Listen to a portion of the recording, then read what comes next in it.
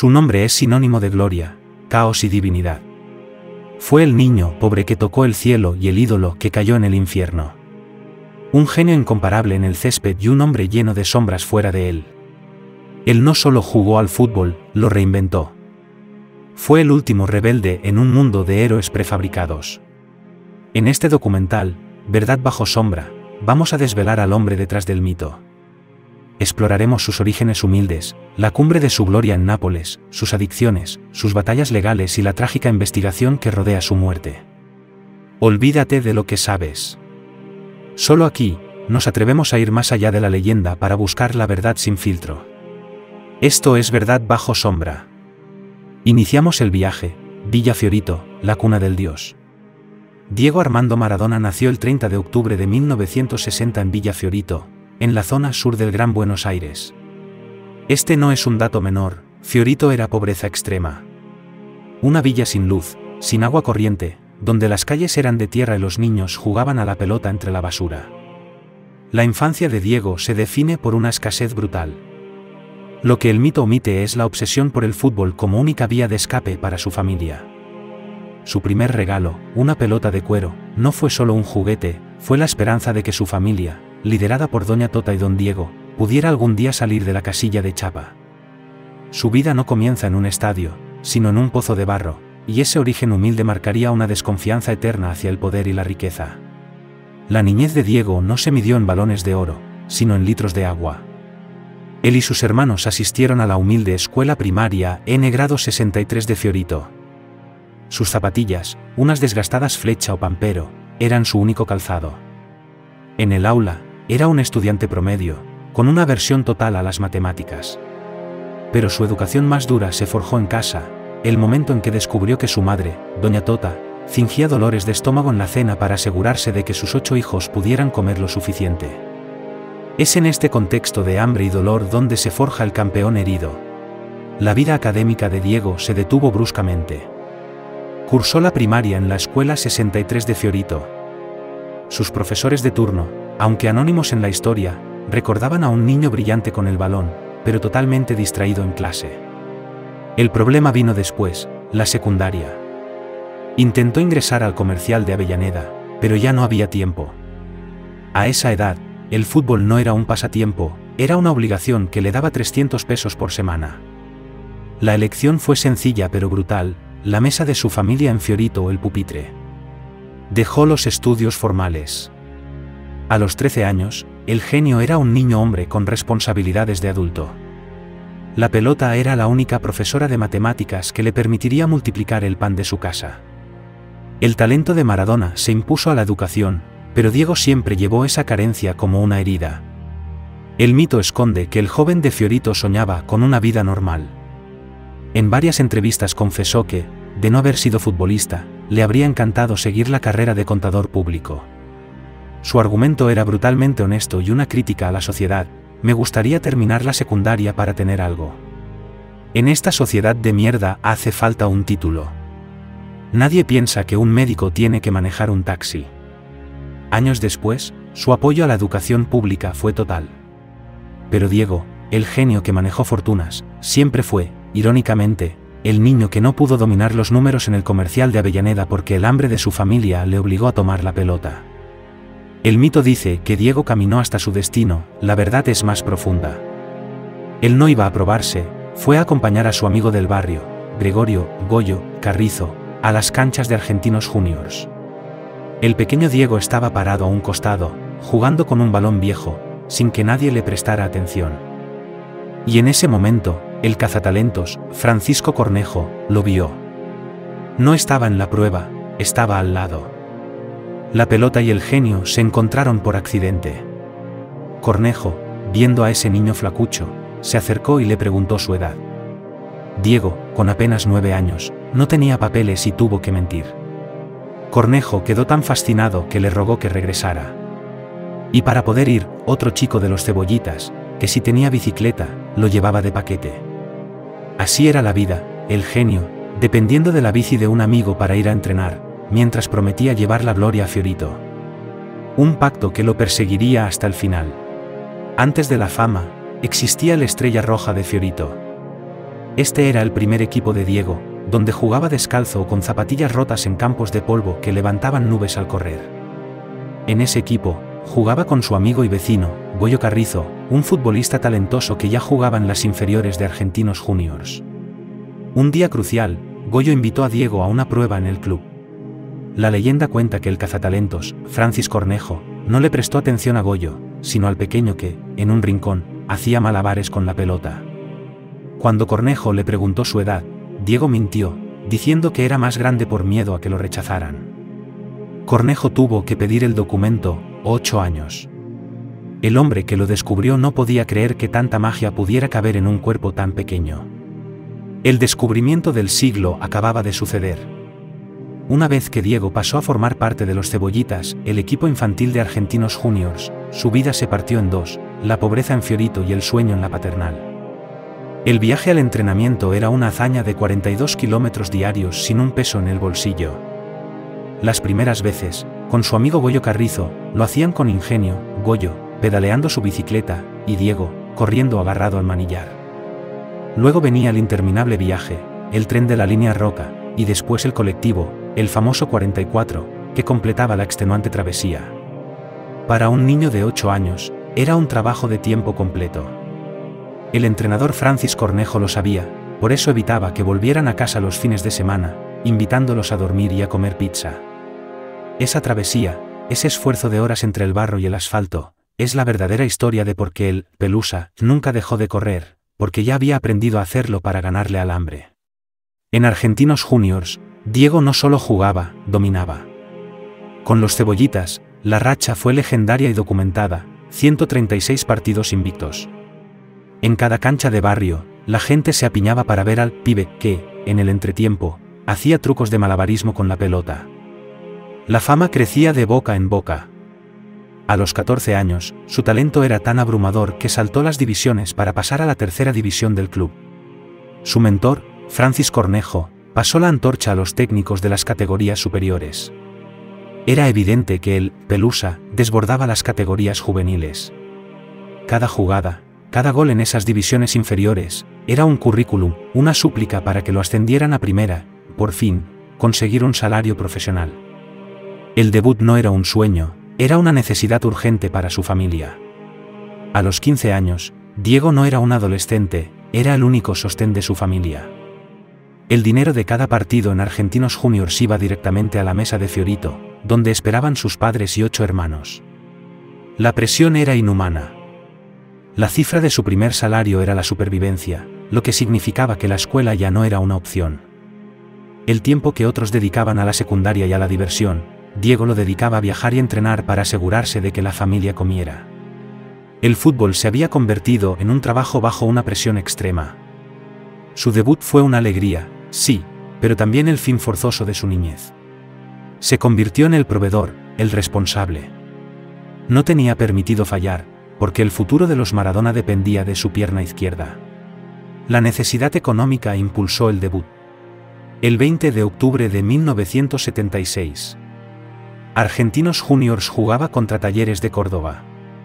4 días antes de cumplir los 16 años, Juan Carlos Montes, el DT, lo llamó a un Diego flacucho.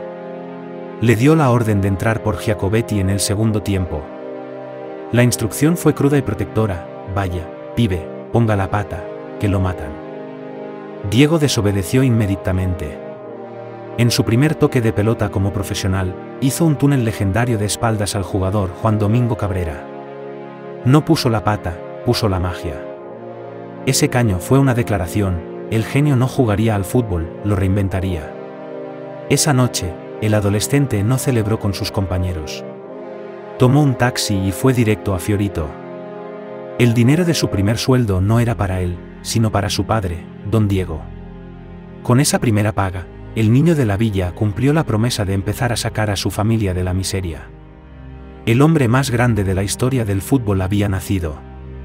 A los 17 años, Diego ya era la figura indiscutible de Argentinos Juniors y el goleador más joven del fútbol argentino. Su madurez en el campo era tal que el país entero lo daba por seguro en la selección del Mundial 78. Esta edad representaba el pináculo de la presión y la esperanza. Pero el 19 de mayo de 1978, el técnico César Luis Menotti lo descartó de la lista final. El mensaje fue devastador para el joven de 17 años, no era un rechazo a su talento, sino un rechazo a su inexperiencia percibida. Ese día, el trauma fue completo. La decepción de no jugar en el Mundial de su propio país, ante su gente, se convirtió en una herida que nunca sanaría por completo. A los 17 años, el genio aprendió la lección más cruel, que el fútbol no siempre es justicia y que el poder puede censurar hasta el talento más grande. Hoy aquí en Verdad bajo sombra, como el dolor del 78 se convirtió en el oro del 79. La herida del Mundial 78 no cerró, pero sí se convirtió en una obsesión. Un año después, en 1979, Diego tuvo su revancha en el Mundial Juvenil de Japón. Fue su consagración como fenómeno global, una demostración al mundo y a Menotti de lo que se habían perdido. El torneo fue una obra maestra. Argentina ganó la final 3-1 contra la Unión Soviética, y Diego fue la estrella absoluta, el capitán, el goleador y el mejor jugador. Levantó la copa con una sonrisa cargada de desafío. El éxito fue un punto de inflexión. Por primera vez, el chico de Fiorito no solo tenía fama, sino también un dinero sin precedentes, cumpliendo su promesa de comprar la primera casa de ladrillo para su familia. Pero este éxito sin límites vino con un peligro latente, lo catapultó al centro del caos que estaba a punto de devorarlo. Hoy aquí en Verdad bajo sombra, el pase más explosivo y ruinoso de la historia. Tras el Mundial Juvenil, Diego era una estrella mundial, pero Argentinos Juniors, su club formador, estaba al borde de la quiebra. Había un único club que podía pagar la transferencia que saneara las deudas y le diera a Diego su gran oportunidad, Boca Juniors. El traspaso, en 1981, fue un caos financiero, una hipoteca para Diego. Jugó cedido por un año y fue una explosión de talento puro. Con la camiseta Xeneize, Diego logró su único título de liga en Argentina, el Metropolitano de 1981. Fue un amor fugaz e intenso. Boca lo amó y él devolvió el cariño con magia. Pero la realidad era que el dinero de su traspaso fue directamente a pagar las deudas de Argentinos. Diego no ganó riqueza, solo ganó más fama y una nueva deuda. El siguiente paso, el salto a Europa, era inminente y urgente. El 5 de mayo de 1984, se jugó la final de la Copa del Rey contra el Athletic de Bilbao, el mismo club cuyo jugador, Goicoechea, le había fracturado el tobillo un año antes. La tensión era insoportable y el clima estaba envenenado por insultos y provocaciones. Tras perder el partido, la frustración de 2 años de lesiones y abandono estalló. Un jugador del Athletic insultó a Diego con un corte de mangas, y el genio respondió con una patada y un cabezazo que desató una de las batallas campales más vergonzosas vistas en el fútbol español. Esa violencia fue el fin. El presidente del Barcelona, Núñez, no lo perdonó. La sanción fue dura, y el mensaje era claro, la directiva quería deshacerse del problema. La única salida era Italia, un lugar donde el caos y la pasión estaban a punto de encontrar a su ídolo perfecto. El 5 de julio de 1984. Diego Maradona fue traspasado al SSC Napoli, el club más pobre y odiado del norte de Italia.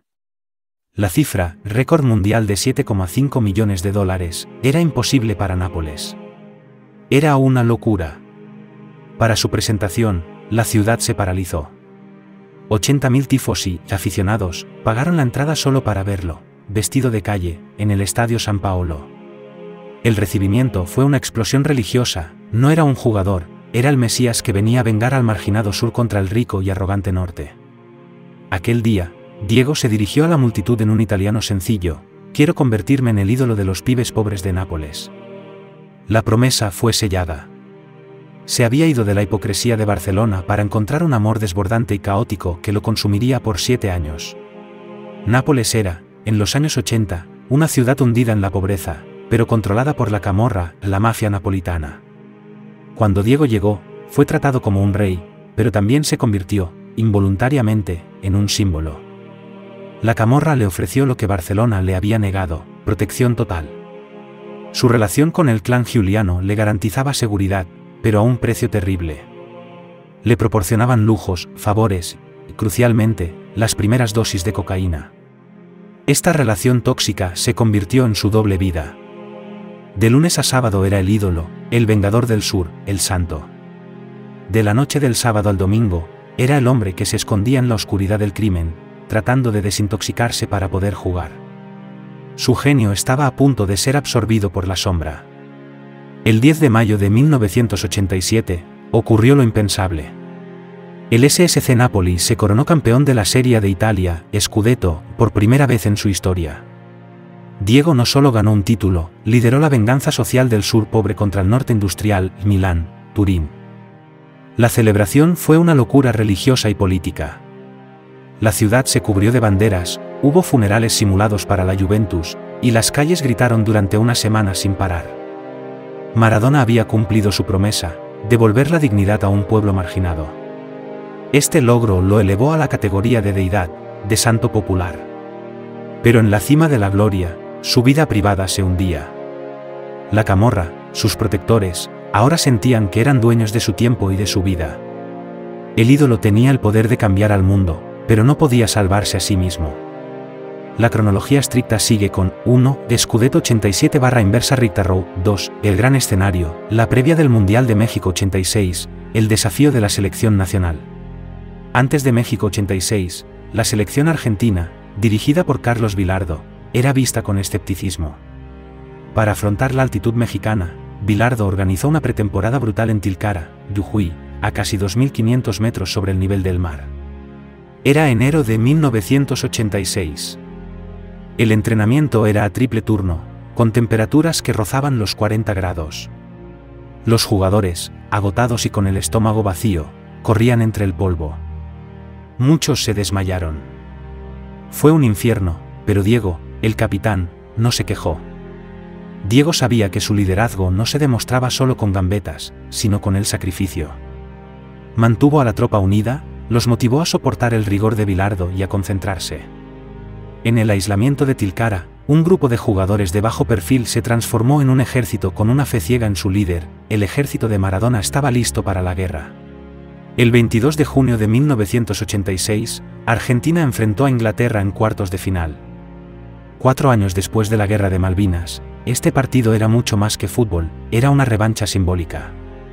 En 4 minutos épicos, Diego hizo los 2 goles más legendarios de la historia.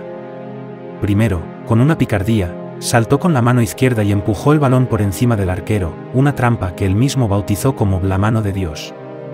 Fue la viveza criolla contra el poder. 4 minutos después, llegó el milagro, el gol del siglo. Recibió el balón en su campo, gambeteó a 5 jugadores ingleses en una corrida de 60 metros y definió con el arco vacío. Un acto de arte puro, de justicia poética. Diego había vengado a la nación. Tras la gesta contra Inglaterra, el camino al título se allanó, pero no se hizo fácil. En semifinales, frente a Bélgica, Diego volvió a demostrar que era imparable. Marcó otro doblete, incluyendo un segundo gol majestuoso, otra sinfonía de gambetas, para un 2-0 que metió a Argentina en la final. La final, contra la poderosa Alemania Federal, fue una guerra táctica. Los alemanes, con Lothar Matthaus, implementaron una marca personal asfixiante sobre el 10, que aceptó el sacrificio. Argentina se puso 2-0, pero Alemania, fiel a su historia, empató en un arrebato épico. Con el marcador 2-2 y solo 6 minutos por jugar, el corazón del mundo se detuvo. Fue entonces cuando Diego, aun con 3 alemanes sobre él, filtró un pase milagroso al espacio que dejó a Jorge Burruchaga solo contra el arquero. Gol. 3-2. El pitido final en el Estadio Azteca coronó a Diego. 7 partidos. 5 goles. 5 asistencias. El capitán del mundo levantaba la copa. En la cumbre de su gloria, el instante en que su vida pública era perfecta. Maradona regresó a Nápoles como rey del mundo. El aura del campeón lo hizo aún más intocable, pero la presión de ser un dios viviente en una ciudad desordenada y compleja se hizo insoportable. A pesar de todo, siguió ganando. En 1989, el Napoli conquistó la Copa de la UEFA, el primer y único título continental de su historia, con Diego en un nivel estratosférico en la final. Y en 1990, llegó el segundo Scudetto, la reafirmación del sur contra el norte, el triunfo definitivo de la plebe. Pero el éxito era una trampa dorada. Con cada triunfo, el sistema que intentó derrotarlo absorbía. Su vida privada era un laberinto de fiestas, drogas y el asedio constante de la prensa y la camorra. El presidente del Napoli, Ferlaino, se negó a dejarlo ir al final de la temporada 89, encerrándolo. Diego era el campeón mundial, el ídolo de dos pueblos, pero en la práctica, era un prisionero sin control de su propia vida. Tras ser campeón del mundo en México 86, Diego regresó a Italia con el aura de una deidad. La temporada 86/87 fue la consagración de la profecía. Diego, ahora capitán, no solo marcó 17 goles, sino que jugó la liga de su vida. El Nápoles se impuso a los poderosos del norte, el AC Milan y la Juventus de Platini. El 10 de mayo de 1987, al empatar 1-1 contra la Fiorentina, el Nápoles ganó su primer scudetto de la historia. La ciudad explotó en una celebración que duró una semana. Nápoles se declaró libre. Además del título de liga, el equipo logró el doblete al ganar la Copa Italia. El sur pobre había humillado al norte rico gracias a un argentino que se había convertido en un napolitano más. Después de la euforia del primer scudetto, la temporada 87/88 fue de consolidación deportiva. El Nápoles fichó a Careca, formando la legendaria delantera Magica, Maradona, Giordano y Careca. Diego firmó su temporada más prolífica en Serie A, marcando 15 goles y consagrándose como el máximo goleador del campeonato italiano, capocannoniere, y también de la Copa Italia. El equipo fue líder casi toda la liga, pero el cansancio y una extraña caída en las últimas fechas ante el AC Milan de Van Basten y Gullit, les privó del bicampeonato. A pesar de terminar segundos, la Magica dejó claro que el poder en Italia ya no era un monopolio del norte. La temporada 88/89 fue el momento de Nápoles en Europa. El equipo, con Diego a la cabeza, se enfocó en la Copa de la UEFA y la conquistó, logrando el primer trofeo continental en la historia del club. El camino fue brutal. En cuartos de final, eliminaron a la poderosa Juventus de Turín. En semifinales, se enfrentaron al Bayern Múnich alemán. En la final contra el Stuttgart, Diego fue decisivo, liderando el resultado global de 5-4. Fue una temporada de récord para Diego, aportando 19 goles y 20 asistencias en todas las competiciones. Con la Copa UEFA en las manos, Maradona demostró que no solo podía dominar Italia, sino también el continente. Sentía que su misión había terminado, pero el club se negó a dejarlo ir. A pesar de querer irse, Diego lideró al Nápoles a una nueva y épica batalla contra los gigantes del norte, especialmente el AC Milan de Arrigo Sacchi. Esta vez, el equipo fue dirigido por el técnico Alberto Vigón.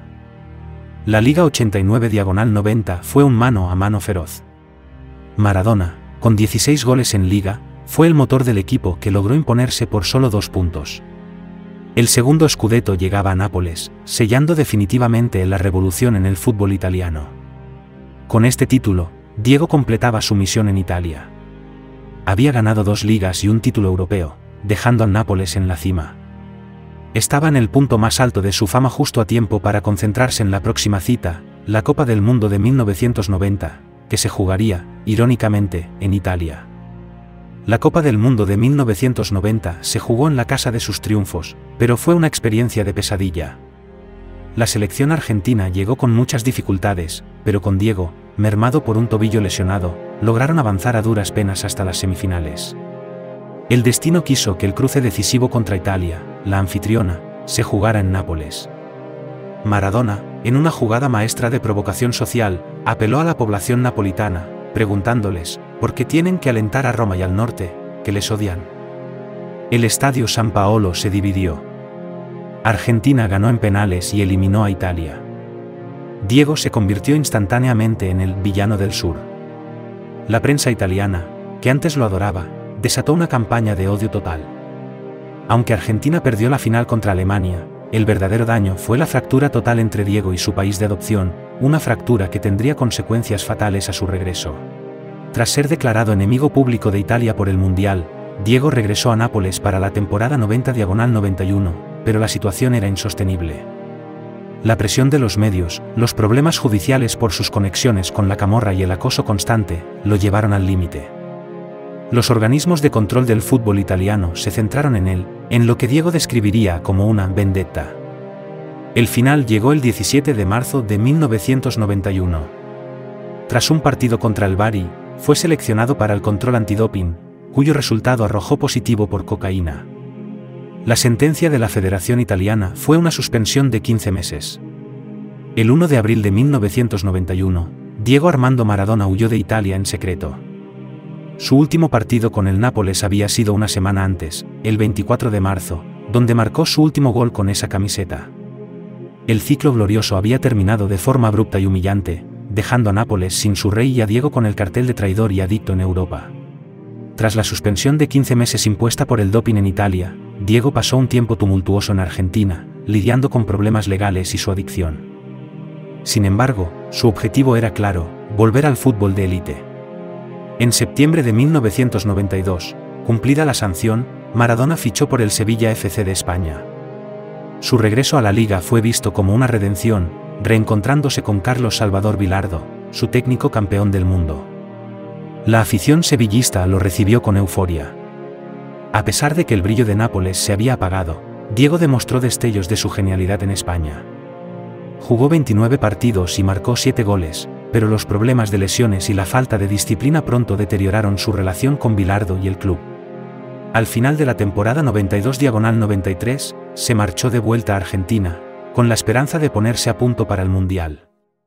Mientras Maradona alcanzaba la gloria en 1986, una sombra crecía en su vida personal: el nacimiento de Diego Armando Jr., en Nápoles, hijo de Cristiana Sinagra. Diego, en un intento de proteger su imagen, negó públicamente la paternidad de este niño durante más de 2 décadas. Este doloroso patrón de negación se repitió con Hanna Maradona, nacida en 1996, y otros hijos a lo largo de los años. No fue sino hasta su etapa de resurgimiento, cerca de 2007, que Diego comenzó a reconocerlos y a enmendar sus errores. El hombre que se convirtió en el ídolo más amado del mundo, fue, para sus hijos en la sombra, un padre ausente. La lucha por la paternidad fue la constante más amarga de su vida, una herida abierta entre el genio y el ser humano. La fama de Maradona era tan grande en Nápoles que se convirtió en una propiedad de la ciudad, y eso incluyó a la Camorra. La familia Giuliano, uno de los clanes más poderosos, lo adoptó como su ídolo, ofreciéndole protección, fiestas, acceso a drogas y una vida de excesos sin control. Esta relación fue una doble trampa. Por un lado, la Camorra le garantizaba inmunidad: nadie se atrevía a tocar al Dios que les habían regalado. Por otro lado, la Camorra lo usaba. Sus encuentros eran fotografiados para que la mafia mostrara su poder. Diego se sintió seguro y adulado, pero la verdad es que era un prisionero de lujo. Cuando quiso salir de Nápoles, la mafia y el club se lo impidieron. El entorno de droga y criminalidad que él denunció en su autobiografía fue la causa directa de su adicción y su caída en desgracia. El hombre que luchó contra los poderosos terminó sirviendo, sin querer, a las fuerzas más oscuras de la ciudad. La fama de Maradona era tan grande en Nápoles que se convirtió en una propiedad de la ciudad, y eso incluyó a la Camorra. La familia Giuliano, uno de los clanes más poderosos, lo adoptó como su ídolo, ofreciéndole protección, fiestas, acceso a drogas y una vida de excesos sin control. Esta relación fue una doble trampa. Por un lado, la Camorra le garantizaba inmunidad: nadie se atrevía a tocar al Dios que les habían regalado. Por otro lado, la Camorra lo usaba. Sus encuentros eran fotografiados para que la mafia mostrara su poder. Diego se sintió seguro y adulado, pero la verdad es que era un prisionero de lujo. Cuando quiso salir de Nápoles, la mafia y el club se lo impidieron. El entorno de droga y criminalidad que él denunció en su autobiografía fue la causa directa de su adicción y su caída en desgracia. El hombre que luchó contra los poderosos terminó sirviendo, sin querer, a las fuerzas más oscuras de la ciudad.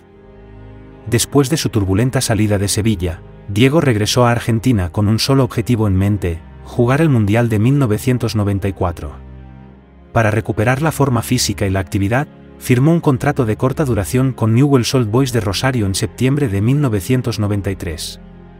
El impacto en Rosario fue sísmico: más de 40.000 personas lo recibieron.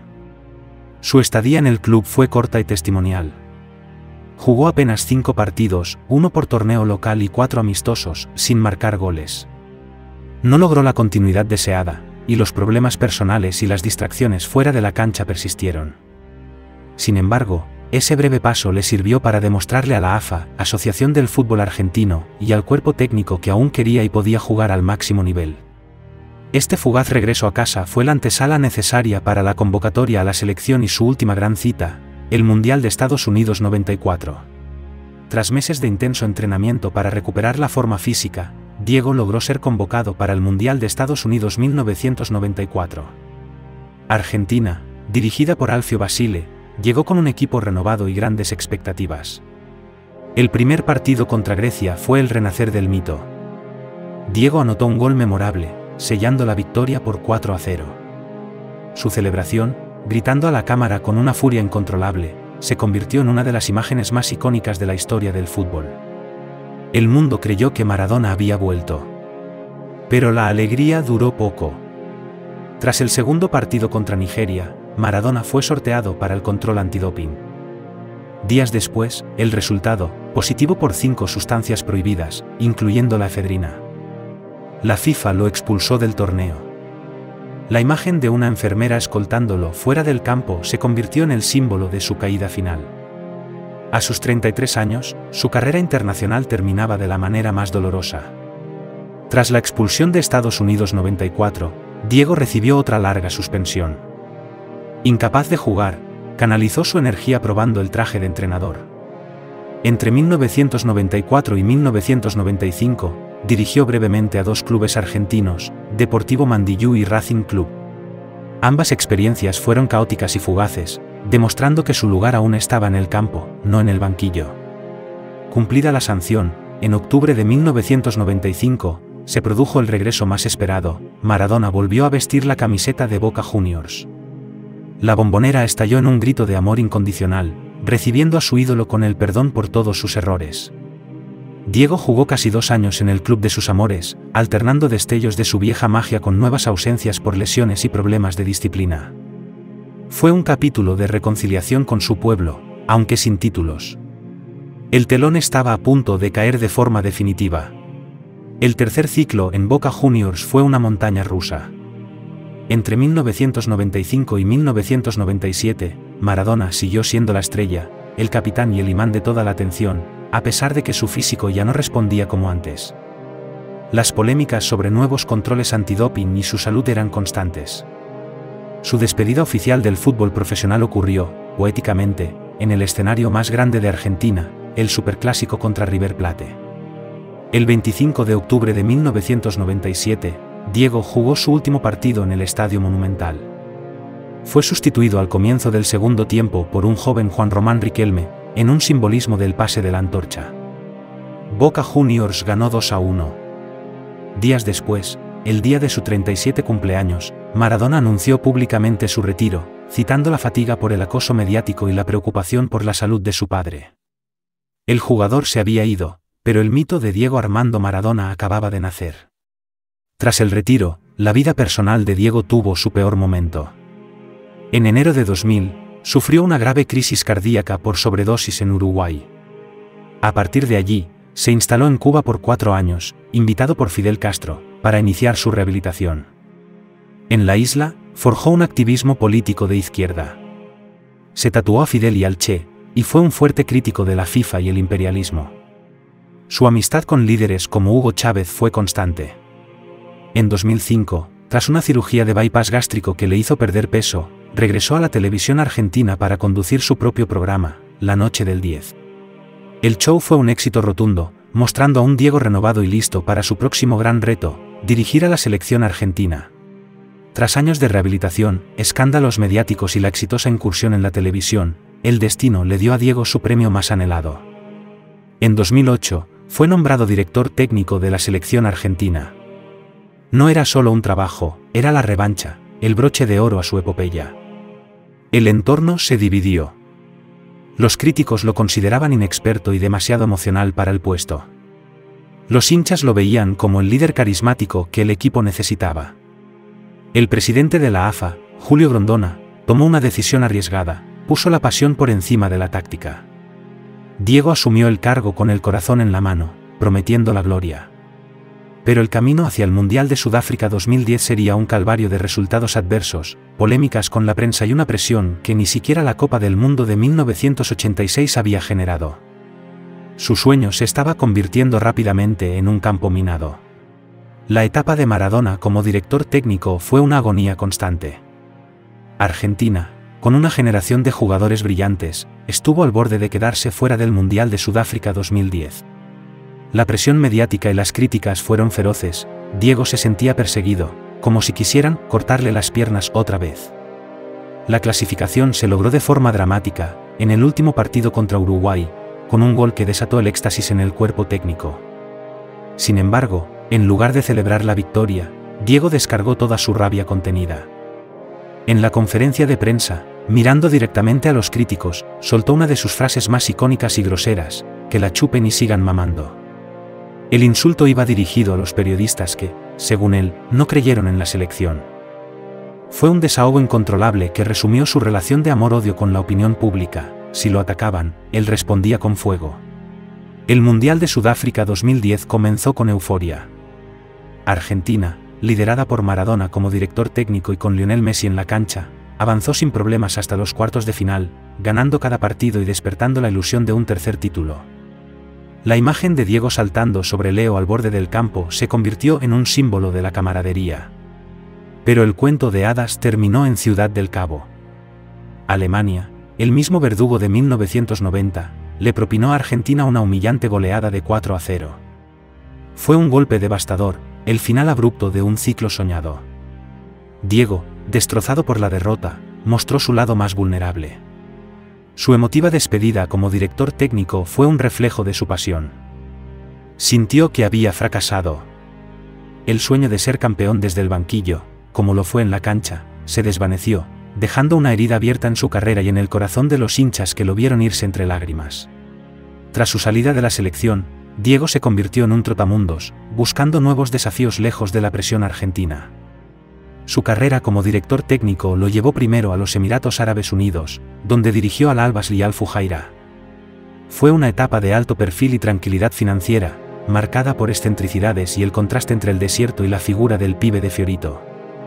Sin embargo, el destino lo llamó de vuelta al fervor latinoamericano.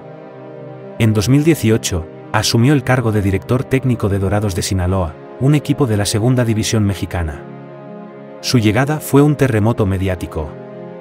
La ironía era brutal: el dios del fútbol en Culiacán, la capital del narcotráfico. Su paso por Dorados fue un canto de cisne. Logró llevar al equipo a 2 finales consecutivas, devolviendo la pasión a una región. Demostró que, a pesar de sus problemas, su magnetismo y su conocimiento del fútbol de potrero seguían intactos. En 2019, Diego regresó a la primera división argentina para dirigir a Gimnasia y Esgrima La Plata. No fue solo un fichaje, fue un fenómeno social. El impacto de su llegada fue tal que cada vez que Gimnasia jugaba, el estadio se convertía en una fiesta. Los clubes rivales, en un gesto de respeto y amor, le rindieron homenajes multitudinarios. Los estadios se abarrotaron, no por el fútbol de Gimnasia, sino solo por ver a Diego por última vez. Fueron meses de pasión desbordada, donde el Diego más vulnerable, ya con serios problemas de salud, se aferraba al único lugar donde era verdaderamente feliz, una cancha de fútbol en su país. Fue su despedida silenciosa, el último intento por sentirse vivo y querido por el pueblo que lo elevó.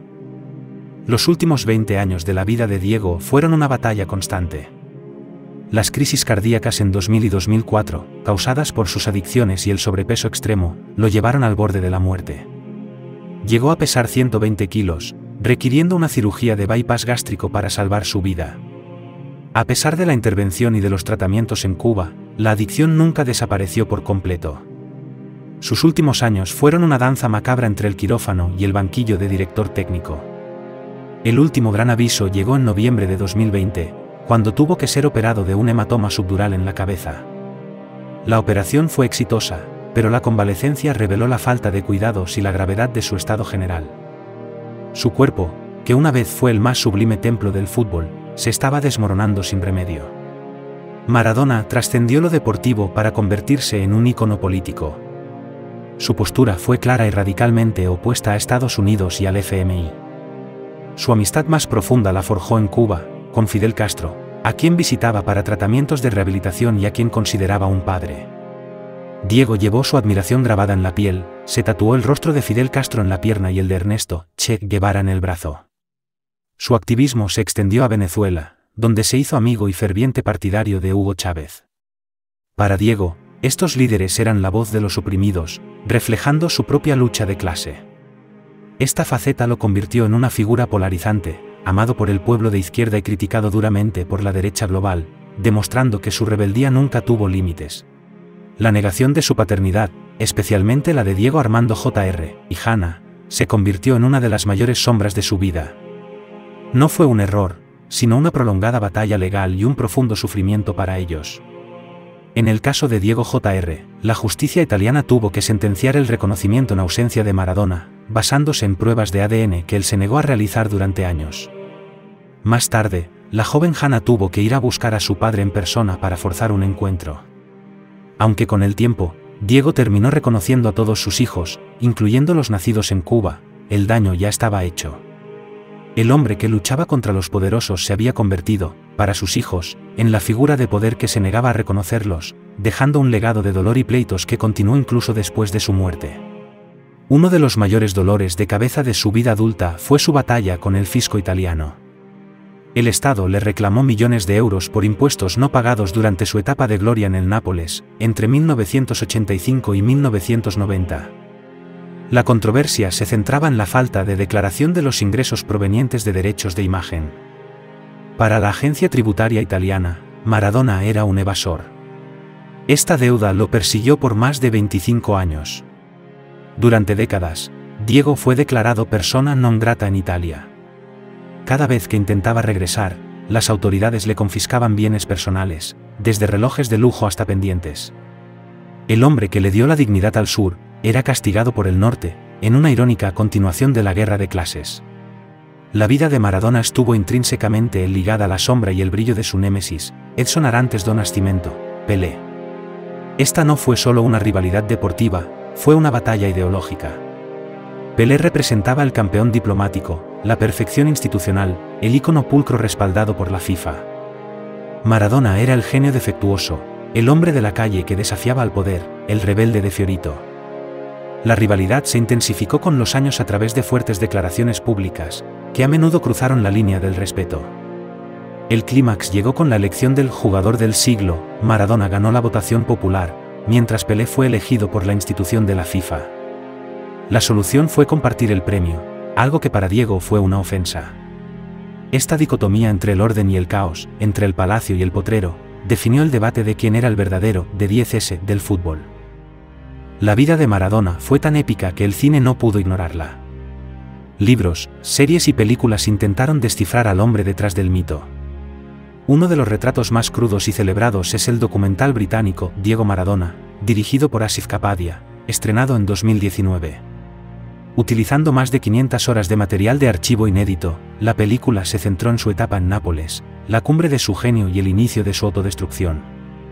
El documental captura magistralmente la dicotomía interna, la diferencia entre Diego, el hombre de Fiorito, y Maradona, la figura pública incontrolable. La obra es una pieza clave para entender cómo la ciudad de Nápoles, al elevarlo a la categoría de Dios, fue también el lugar donde él perdió, irremediablemente, el control sobre su propia vida. La operación de un hematoma subdural a principios de noviembre de 2020 puso en evidencia la fragilidad de su salud. Aunque la cirugía fue exitosa, la recuperación requería cuidados estrictos que nunca se cumplieron. Diego fue trasladado a una casa en Tigre, pero la junta médica posterior reveló un entorno de abandono. No había una enfermería adecuada, ni la vigilancia médica necesaria para un paciente con un historial cardíaco tan grave. Estaba solo, a merced de su propio cuerpo y de un entorno que, según la justicia, privilegió sus intereses por encima de la salud del ídolo. El informe forense posterior describiría un cuerpo que no se estaba cuidando, y la fiscalía investigó a su equipo médico por posible homicidio culposo. La leyenda se extinguió en la soledad, con el mundo ignorando la grave situación que se desarrollaba a puertas cerradas. El 25 de noviembre de 2020, el día después del último control médico fallido, el mundo recibió la noticia que nadie quería escuchar. A las 12 del mediodía en Argentina, se confirmó la muerte de Diego Armando Maradona a los 60 años, en su residencia de Tigre, a causa de un paro cardiorrespiratorio. La noticia recorrió el planeta a una velocidad inusitada, silenciando calles y estadios. En Nápoles, el luto fue total, se encendieron velas y el estadio San Paolo, su templo, fue rebautizado en su honor. En Argentina, el gobierno decretó 3 días de duelo nacional. El dolor fue instantáneo y masivo, pero la tragedia fue rápidamente teñida por el caos. La muerte de Maradona no fue un final tranquilo, fue la explosión de una pasión incontrolable, que ni siquiera al final de su vida pudo mitigar. Tras la conmoción inicial, la Fiscalía Argentina inició una investigación por la posible existencia de homicidio culposo. El cuerpo de Diego fue sometido a una autopsia que reveló la insuficiencia cardíaca aguda como causa de muerte, pero el informe médico fue demoledor. La Junta Médica determinó que Maradona no recibió la atención adecuada, que hubo un manejo médico inadecuado y que fue abandonado a su suerte. La Fiscalía concluyó que el entorno médico actuó con negligencia criminal. Se imputó a 7 profesionales de la salud, incluyendo al neurocirujano Leopoldo Luque y a la psiquiatra Agustina Cosacho. La acusación es que su negligencia, su falta de supervisión y el entorno caótico contribuyeron directamente a la muerte del paciente, abriendo una causa penal que busca determinar la responsabilidad detrás de la muerte del ídolo. La muerte de Diego detonó una guerra legal y familiar por su millonaria herencia.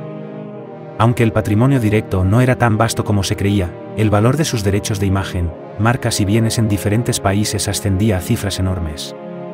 Los 5 hijos reconocidos, Dalma, Giannina, Hanna, Diego Jr. y Dieguito Fernando, se convirtieron en los herederos directos, pero el conflicto fue inmediato.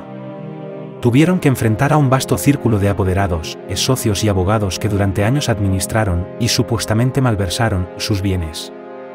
La disputa se centró en la verificación de bienes ocultos, las marcas registradas y las deudas que lo persiguieron hasta el final. La herencia se convirtió en un verdadero botín de guerra, demostrando que el drama legal de su vida continuaría mucho después de su muerte. Hoy aquí en Verdad bajo sombra, la frase que define la filosofía de vida de Diego, la pureza del juego por encima del error humano. Si existe una frase que resume la compleja vida de Diego Armando Maradona, esa es: la pelota no se mancha. La pronunció en 2001, durante su partido de despedida en La Bombonera, en un momento de gran emotividad y arrepentimiento público. Con esta sentencia, Maradona diferenció su genialidad en el campo de sus errores fuera de él. El hombre falló, cometió excesos, tuvo adicciones y generó caos, pero el jugador fue perfecto.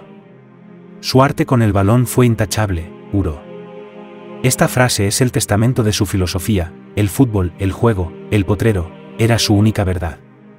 Era su manera de pedirle al mundo que lo juzgara por lo que hizo con la pelota en los pies, y no por los demonios que lo persiguieron en la oscuridad.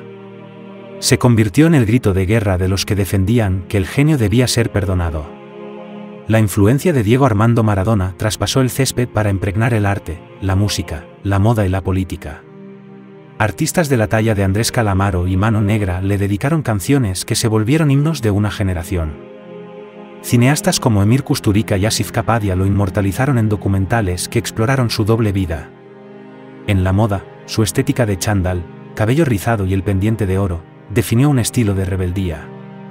Llegó incluso a posar para campañas de marcas de lujo, como Louis Vuitton, demostrando que su magnetismo era un producto global. Pero su mayor legado cultural es ser el símbolo del excluido. El hombre que, a pesar de sus vicios y contradicciones, nunca olvidó sus orígenes. Representó al niño pobre que, a través del talento, se enfrentó al establishment. Por eso, para el mundo, Maradona es más que un futbolista, es el espejo de la humanidad, el reflejo de la gloria y la tragedia. La historia de Diego Armando Maradona es la historia de una batalla interna. Los que lo conocieron de cerca afirman que existían 2 personas: Diego, el chico de Fiorito, humilde, leal a sus amigos y a su familia, y con un corazón gigantesco. Y Maradona, el personaje creado por la fama, el dinero, y el constante acoso mediático.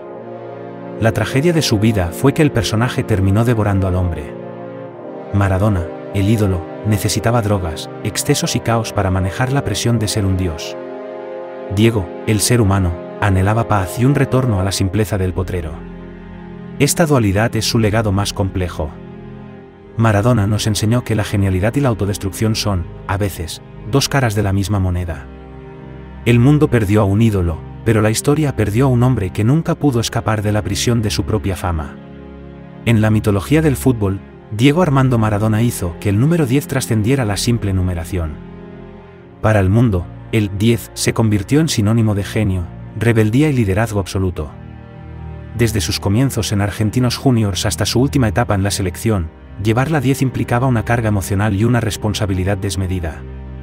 No era solo la estrella, era el creador de juego, el capitán, el orquestador del destino. Tras su retiro, la AFA, Asociación del Fútbol Argentino, intentó retirar la camiseta número 10 de la selección, un honor reservado solo para él, pero la FIFA no lo permitió. A pesar de ello, para millones de personas, desde Nápoles hasta Buenos Aires, esa camiseta siempre llevará su nombre, recordándonos que el fútbol tuvo un rey y que su trono estaba marcado con un solo número. La investigación judicial por su muerte sigue abierta, apuntando a un entorno médico que supuestamente lo abandonó a su suerte. Sin embargo, la verdad bajo la sombra es más profunda. Maradona fue asesinado lentamente por una vida de excesos, por la presión de una sociedad que exigía demasiado de su genio y por un entorno que se benefició de su caos. El mismo sistema que lo elevó, también se encargó de destruirlo, monetizando cada uno de sus pasos en falso. El hombre que soñó con sacar a su familia de Villa Fiorito terminó convirtiéndose en un producto global, incapaz de distinguir entre el amor genuino y la ambición. El fútbol le dio la gloria, pero la fama le robó la paz. Al final, no fue solo un fallo cardíaco, fue el colapso de un cuerpo que ya no podía soportar la carga de ser Dios. Incluso después de su muerte, la figura de Diego Armando Maradona sigue generando mitos y teorías de conspiración, algo inevitable para un hombre que vivió al borde de la realidad. Se habla del paradero de su tesoro, la colección de joyas y regalos que atesoró en Dubái, cuyo valor exacto sigue siendo un misterio. Persiste la leyenda de los millones de dólares ocultos que sus herederos aún buscan rastrear en cuentas bancarias secretas. Y la más poderosa de todas, la idea de que su muerte no fue un paro cardíaco, sino una liberación de un cuerpo que ya no le pertenecía. Estos mitos no son solo rumores, son la prueba de que el pueblo se niega a aceptar un final simple para una vida extraordinaria. Mientras existan preguntas sin respuesta, la leyenda seguirá siendo un relato vivo. Hoy aquí en Verdad bajo sombra, el ritual de la memoria, como el mundo celebra el nacimiento y lamenta la muerte del ídolo. A diferencia de cualquier otra figura, Diego Armando Maradona tiene dos fechas anuales que se han convertido en días sagrados de conmemoración. El 30 de octubre, su fecha de nacimiento, es celebrado como una fiesta, el recuerdo del niño que trajo la alegría a los humildes. En Nápoles y Argentina, ese día es un carnaval de la memoria. Pero el 25 de noviembre, el día de su muerte, es un día de luto global. Los estadios guardan un minuto de silencio, pero el silencio es rápidamente roto por el aplauso ensordecedor de los que se niegan a olvidarlo. Estas dos fechas, la celebración y el lamento, reflejan la vida dual de Maradona. Es la confirmación de que su paso por la tierra no fue un mero evento deportivo, sino un fenómeno cultural que dividió el calendario. La vida de Diego es una historia que el mundo está obligado a revivir año tras año. Diego Armando Maradona nos demostró que el talento es una fuerza de la naturaleza, capaz de desafiar la lógica, la pobreza y la historia. Su vida fue un tango, una mezcla perfecta de tragedia y pasión, donde la genialidad no pudo coexistir con la calma. Él fue un espejo, para el humilde, fue la esperanza, para el poderoso, fue la amenaza, y para el adicto, fue el reflejo de una batalla perdida. Nos enseñó que se puede tocar el cielo y descender al infierno en un solo toque de balón. Hoy, la pelota sigue rodando, pero la sombra del 10 es eterna. Su historia es la prueba de que el ser humano, incluso en su más alta expresión de genio, sigue siendo imperfecto, vulnerable, y por lo tanto, inolvidable. Hoy hemos desvelado las sombras que rodearon la vida y la muerte del de 10S. Pero la verdad es un camino que nunca se detiene. Si esta historia te ha fascinado y quieres seguir explorando los secretos que la historia oculta, te invito a formar parte de nuestra comunidad. Suscríbete a Verdad bajo sombra, activa la campana de notificaciones y déjanos tu comentario sobre qué sombra te gustaría que iluminemos en nuestro próximo documental. Solo aquí, en Verdad bajo sombra, nos atrevemos a ir más allá del mito. Gracias por acompañarnos. Hasta el próximo misterio.